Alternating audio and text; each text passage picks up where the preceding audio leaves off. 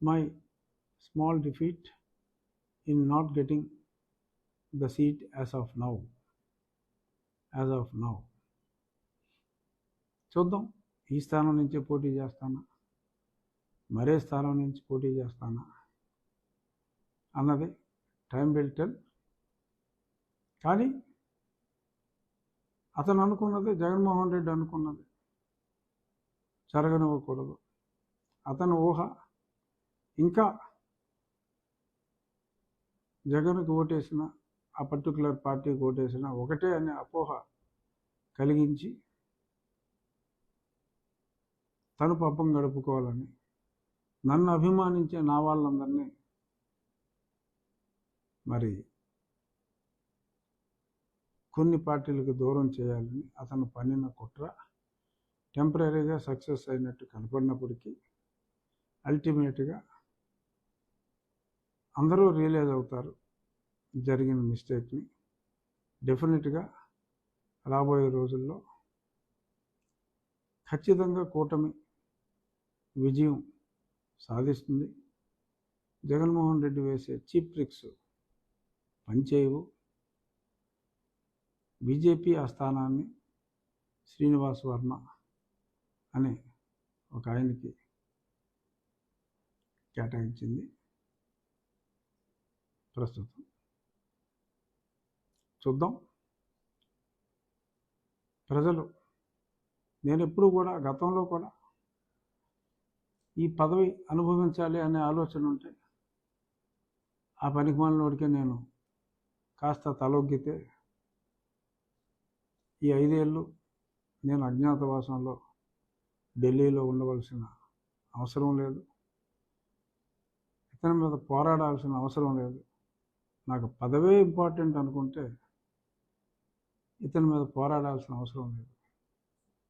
ఆ పనికిమాలిన పార్టీలో చేరి నేను కూడా అందులో ఒక భాగస్వామిగా ప్రజలకు అన్యాయం చేసిన ఆ కించిత్ ఆ గిల్టీ ఫీలింగ్తో అమరావతి రైతులకు కానీ ఇంకెన్నో విషయాల్లో అతను ఆడిన పచ్చి అబద్ధాలు నిజమని నమ్మి, ఆ బాబాయ్ హత్యలో కానీ, అతన్నే చంపాలనుకున్న పూడికత్తి విషయంలో కానీ ఆ పచ్చి నిజాలన్నీ నాకు తెలిసిన తర్వాత, అతను ఆగడాలు చూసిన తర్వాత, అప్పట్లో అతను నెక్స్ట్ 10-15 ఏళ్ళు అతనే ఉంటాడు అని ప్రజలు, ఈవెన్ ప్రతిపక్షాలు కూడా భ్రమపడుతున్న సమయంలో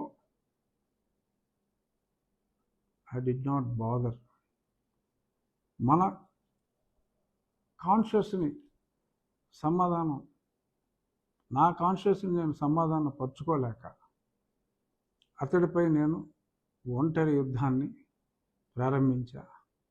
1.5 నుంచి 2 సంవత్సరాల పాటు నా యుద్ధం ఒంటరి యుద్ధమే. ఇది నేనేమి ఎగ్జాగరేట్ చెప్పుకుంటాం కాదు. ఆంధ్రాలో ఉన్న ప్రతి వాళ్ళకి, దేశంలో ఉన్న తెలుగు వాళ్ళందరికీ, జగన్మోహన్ రెడ్డిని అసహించుకునే ప్రతి వారికి కూడా చాలా స్పష్టంగా తెలిసిన నిజం ఇది. ఒక ఆశయంతో నేను వచ్చా. నేను ఒక మంచి ఆశయం ఉన్న చంద్రబాబు నాయుడు గారితో కలిసి నడుద్దాం అనే ఉద్దేశంతో, ప్రజల్లో నాకు ఎంత ఆదరాభిమానాలు ఉన్నప్పటికీ కూడా, ఇంత మంచి పార్టీ ఉన్నప్పుడు ఇంకొక పార్టీ అవసరం మనకేమిటి అని అదే దృక్పథంతో నేను ముందుకెళ్ళా. ఇంకా అదే దృక్పథంతో నేనున్నా. రాజకీయ ఒత్తిళ్ళు కావచ్చు, మరేదైనా కావచ్చు, టెంపరీగా నాకు సెట్ బ్యాక్ వచ్చిన మాట వాస్తవం. ముందు చూపు లేకుండా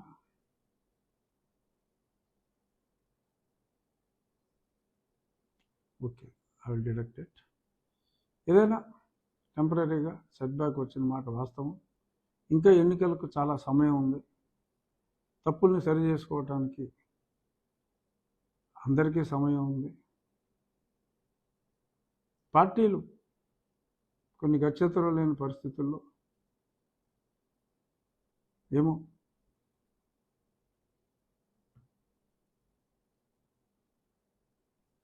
కొంతమంది దాన్ని మోసం అనొచ్చు, కొంతమంది అన్యాయం అనొచ్చు. నేనైతే మోసం అని అన్నాను, అన్యాయం అని అన్నాను. కొన్ని తప్పనిసరి పరిస్థితుల్లో పార్టీలు అన్యాయం చేసిన ప్రజలు అన్యాయం చేయరు. నాకు పదవి ముఖ్యం కాదు, కానీ ఒక పదవిలో ఉంటే అన్యాయం చేస్తున్న వారిని ప్రశ్నించాలి అంటే, మన వేదనని అవతలవాడు పరిగణలోకి తీసుకోవాలి అంటే ఒక ప్రశ్నించే గొంతు అవసరం. నా గొంతు తెంపటానికి ప్రయత్నించినా కూడా నా గొంతు వినిపించటానికి నేను ఇన్నాళ్ళు ఆ ప్రయత్నం చేశాను, ఆ ప్రయత్నంలో ఉంటాను. తప్పకుండా తప్పు చేసిన వాళ్ళు ఒకవేళ తప్పు చేసి ఉంటే సరిదిద్దుకుంటారు అనే ఆశాభావం నాకుంది. ఒకవేళ వాళ్ళు సరిదిద్దుకోకపోతే ప్రజలే ముందుకొచ్చి వారిని సరిచేస్తారు అన్న ఆశాభావం మరింత ఎక్కువగా ఉంది. సో దయచేసి కైండ్లీ డోంట్ గెట్ అప్సెట్. నన్ను ప్రేమించని పార్టీలు ఉండొచ్చు, కానీ నన్ను ప్రేమించే వ్యక్తులు ఉన్నారు, నన్ను ప్రేమించే ప్రజలు ఉన్నారు అనే విశ్వాసంతో తప్పకుండా నేను ఎన్నికల్లో పాల్గొనకపోయినా ఆల్రెడీ ఒకసారి ఎంపీగా నేను ఉన్నాను కాబట్టి కొంతవరకు సమస్యలు అనుభవం ఉంటే, కూటమి నెగ్గితే సమస్యలు ఉండవు. డెఫినెట్గా చంద్రబాబు నాయుడు గారు ముఖ్యమంత్రి అయితే సమస్యలు ఉండవు తప్పకుండా. కానీ వీళ్ళు చేసే కుట్రలు కుతంత్రాలకి మరి ప్రజాస్వామ్యం బలవ్వకుండా ఉండాలి అనే దృక్పథం ఉంది. చూద్దాం మరి ఈ పోరాటంలో మరింత మందిని ప్రజలకు దూరం చేయటంలో, పక్క పార్టీలను కూడా డెసిషన్ మేకింగ్లో మరి ఇప్పుడున్న పాలకపక్షాన్ని సమూలంగా నిర్మూలించడానికి ప్రయత్నం చేస్తున్న ఈ తరుణంలో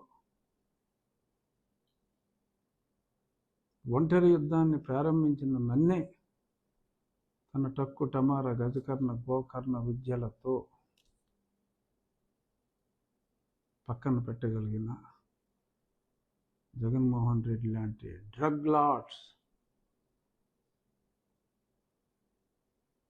Pablo Escobar of Andhra or India, మరి ఇటువంటి వ్యక్తుల మధ్యన పొరపాటున వారికి అధికారం వస్తే